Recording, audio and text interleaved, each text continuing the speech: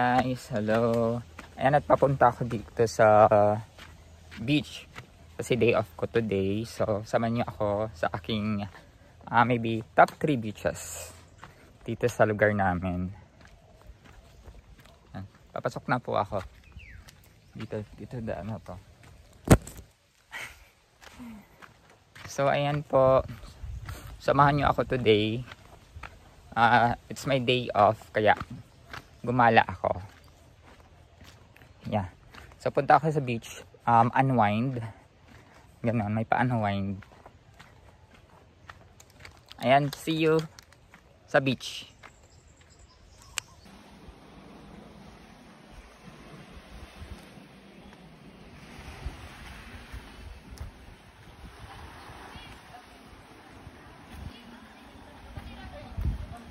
Guys, dito na tayo guys sa beach.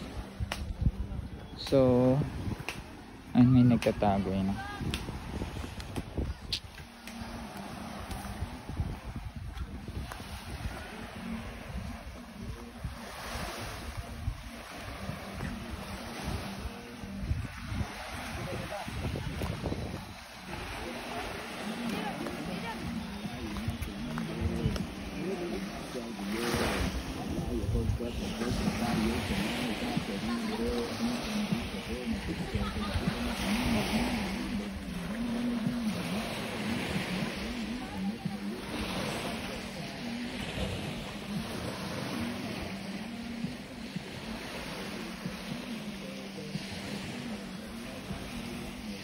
So ito yung spot.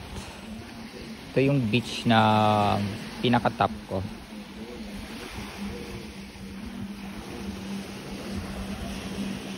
So may mga nagtagay, may mga nag-picnic.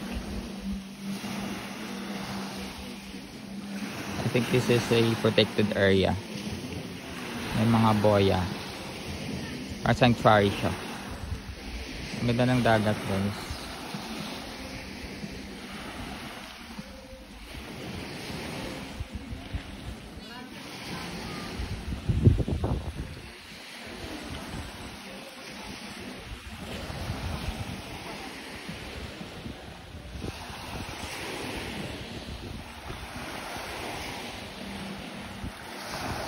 So clean.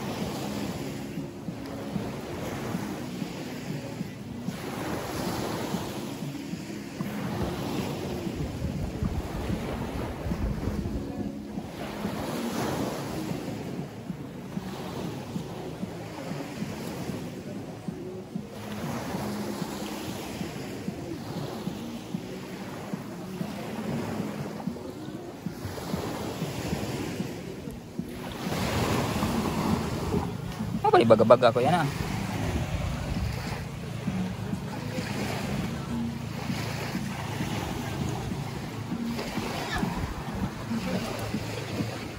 This is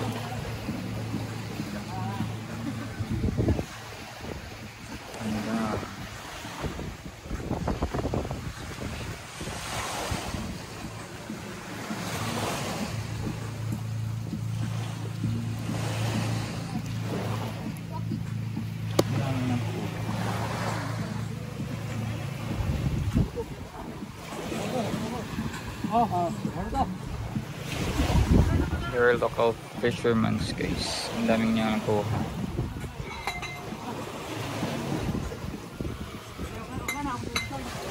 Kas ang lagakrang ni kuya. Kaos ang lagakrang.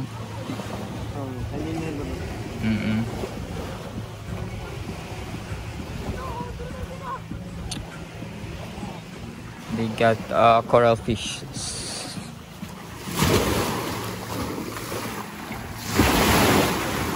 So busy tayo sa kabila.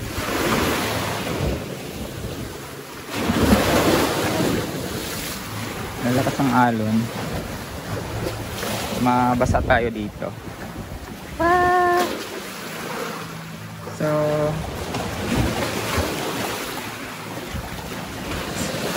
ito po ipapunta ng Amon Ini. Fact pala po, ang beach dito, yung buhangin, is seasonal lang po ito. Pag kunwari habagat or ano ba yung isa?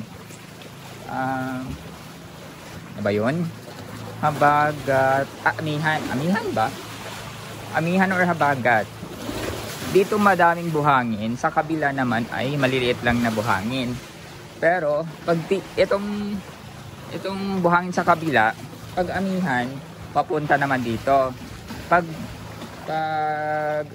habagat naman, yung dagat ay yung buhangin pala ay mapupunta din dito. Kaya seasonal lang po ang dito buhangin. Parang nalito ako doon. Pero oh my god, nabasa na ako. Ayun po. Yun po yung fact dito sa mga beach dito sa amin.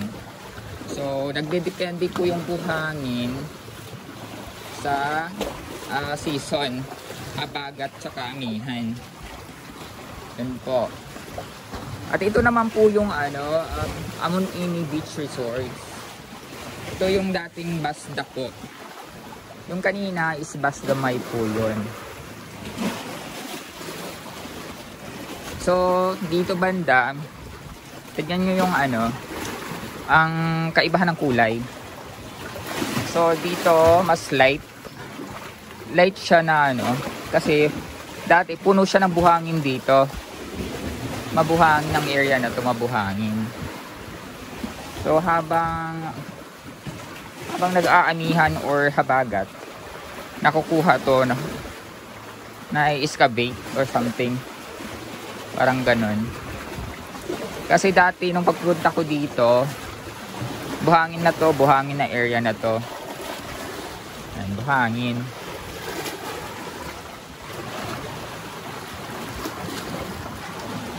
Yan, palubat na ako, my god. And this is my second favorite spot.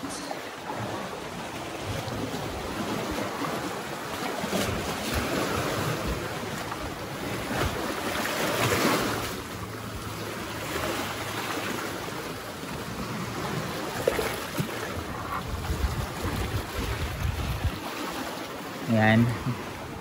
Dito na tayo, guys. May foreigner na tawag dito, nagpapahinga.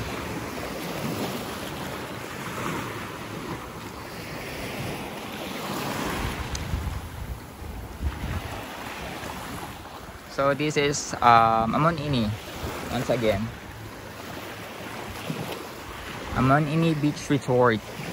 Resort na po ito dito banda, resort. Isa sa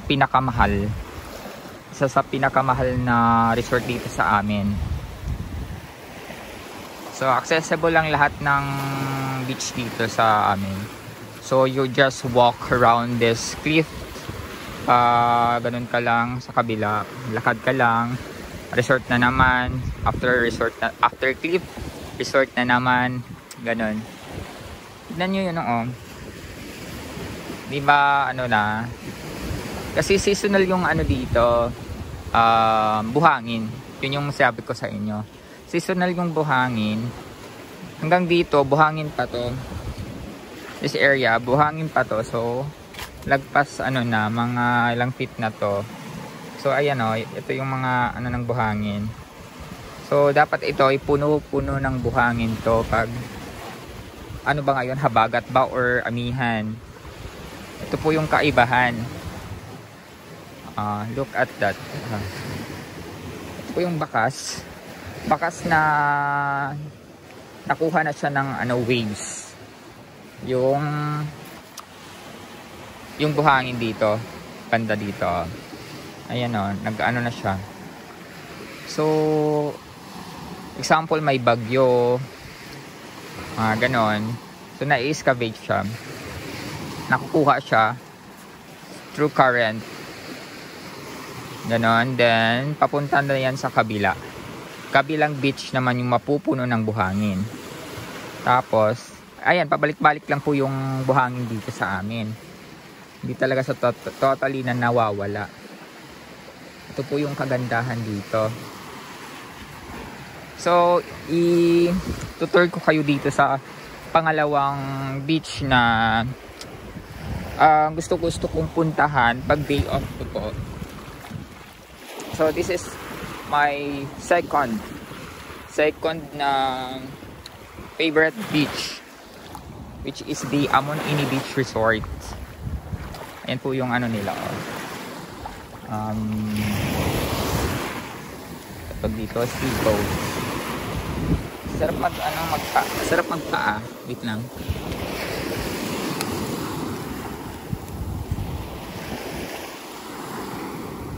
Natural lang yung ano dito.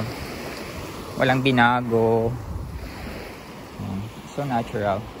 Yung buhangin dito is napakapino. Unlike sa Boracay or something, dito mas pino. Although marami siyang ano, tawag dito, mga seagrass, pero natural lang po ito. Hindi po ito madumi It's natural. Ang damo sa dagat. Ayan. Natural lang po siya.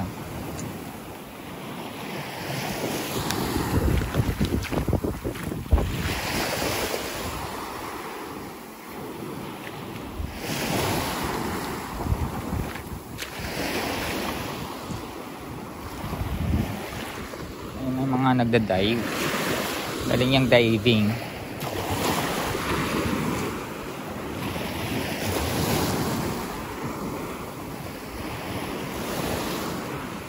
Ang dami nilang guests ngayon.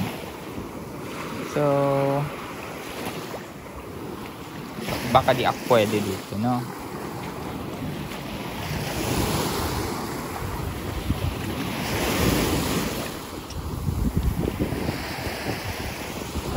Itutur ko lang kayo sa beach na to.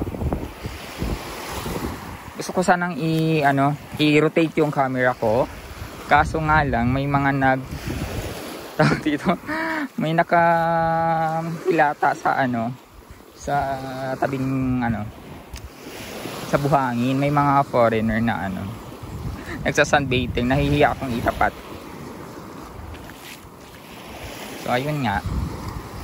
So there's some local there na nagtatagay, nakatakulang sa shade ng araw. Ito dati yung turtle hatching something, hatchery. May hatchery dito dati na turtles.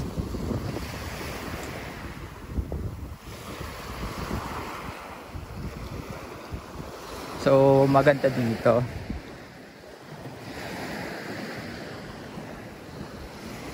Mga untouched na pwede kasing dumaan dito kaso nga lang malayo sa motor ko.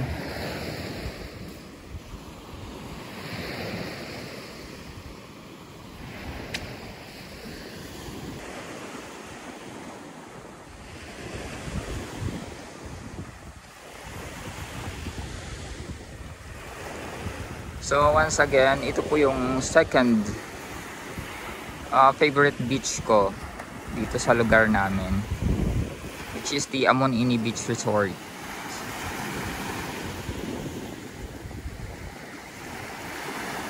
Ayan, may nagtatagay doon.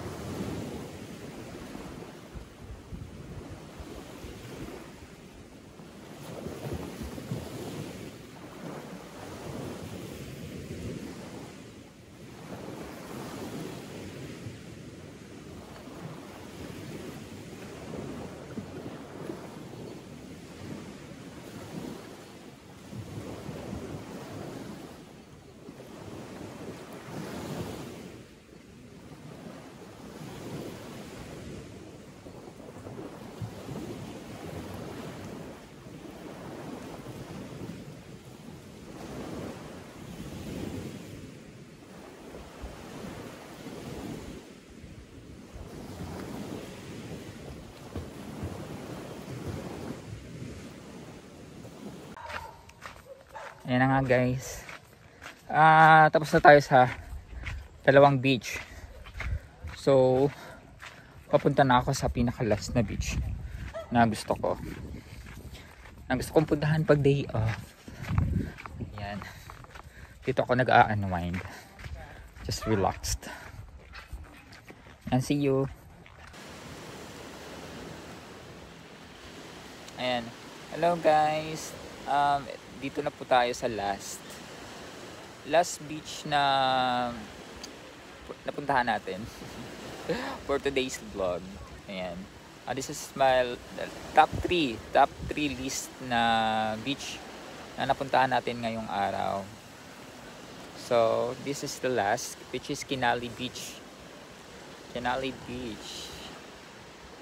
At malapit din to sa bahay namin. So ang bahay namin ay nasa doon lang banda, somewhere doon. So ito na yung lugar.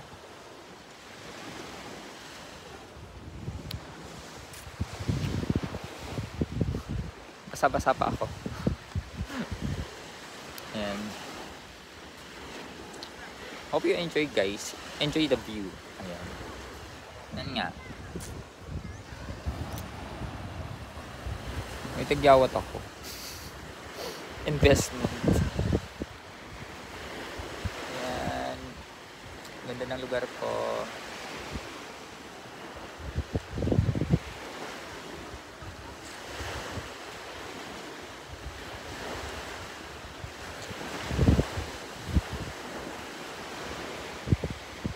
May madaming ano ngayon, seagrass. mga natural lang na ano, natural lang na tawag dito, trash ng dagat. Hindi po yan ano, hindi po yan mga plastic, mga grass po yan na ano, natural lang sa dagat na nalalagas. Ganda ng lighting.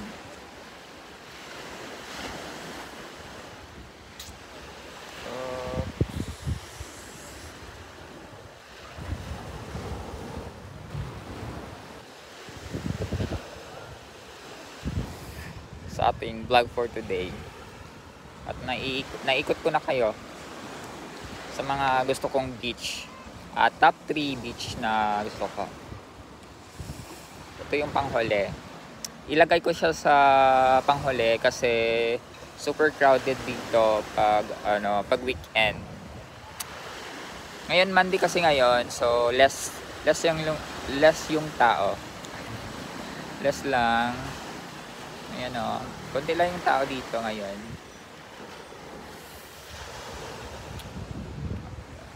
Pero pag papuntang weekend, I think Thursday, Friday, Saturday, Sunday, yun yung mga madaming tao. Yeah. Sarap dito mag volleyball, mga beach na games, ganun. Masaya dito. Paggabi din naman may mga banda, mga local band nga lang. So, ma-enjoy mo rin tong lugar na to. Enjoy mo mag-unwind, mag-sunbathing. Ang daming nasa sunbathing dito. Ayun nga sa likod ko may foreigner. Tapos dun sa dagat may naligo dun na mga apam, mga foreigner na mga babae. Ayun mga puti.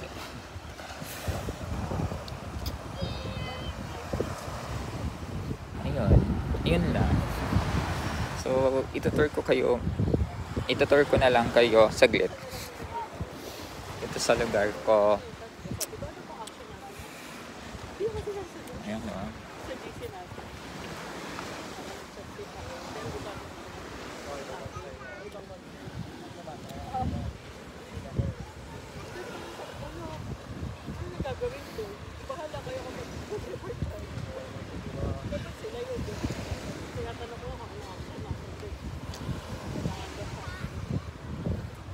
Hopefully, naririnig ako kasi masyado mahangin.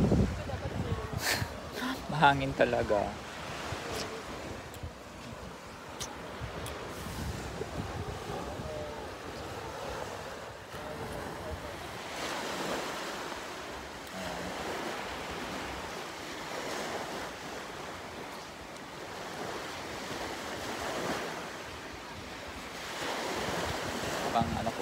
Pang thumbnail.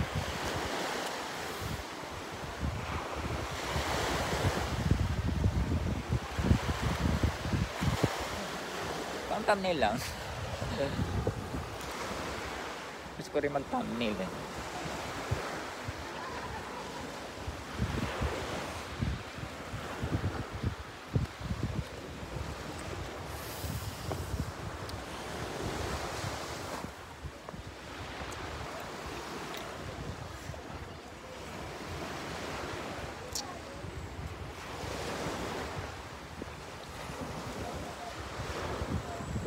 Mas malinaw yung tubig doon sa kabila. Doon sa mga cliff. So dito more on kami dito beach. Dito sa area ko, sa Anda. Ang daming beach. Minsan yung mga private na beach. Pero accessible naman siya for public. Ayun. So dito lang sa harap lang to ng plaza tsaka simbahan namin. So doon is plaza na yun, then after is simbahan. So malapit lang, accessible lang talaga. Ayan ang may mga puti.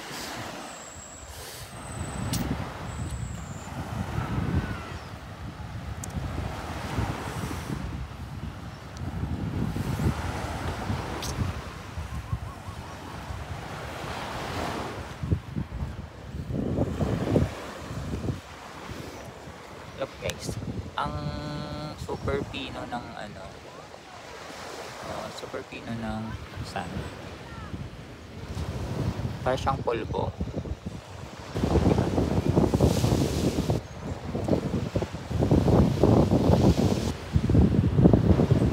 Tingnan nyo yung ano, para siyang ano, harina. Para siyang harina, no? Super white.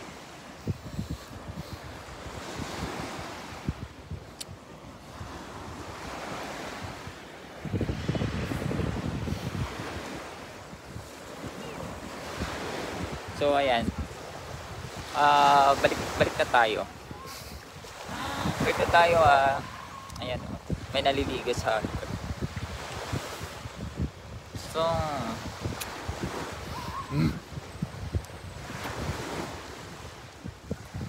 yan, balik na. So I'm going home na. Kasi hapon na rin, di pa ako naglaba.